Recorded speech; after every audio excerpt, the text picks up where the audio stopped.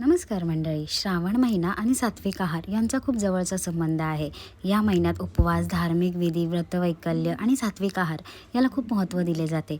आता सात्विक आहार म्हणजे काय? तर धान्य, ताज्या भाज्या, फळभाज्या, पालेभाज्या जे शरीराला आणि मनाला शांत आणि प्रसन्न ठेवतात.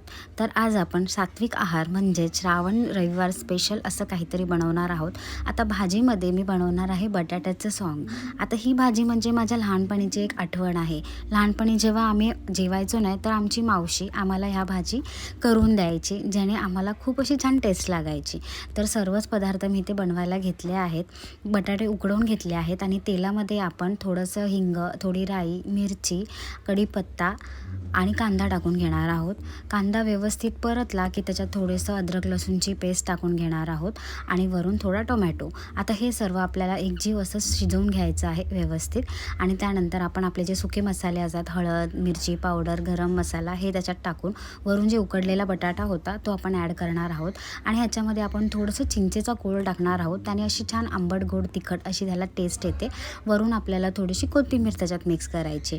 झाली आपली भाजी. एका साईडला मी इथे वरण करून घेतलं होतं गोड असं, आणि एका साईडला फुलके करून घेतले होते आणि वरून त्याला छान असं तूप लावून घेतलं होतं फुलक्यांना.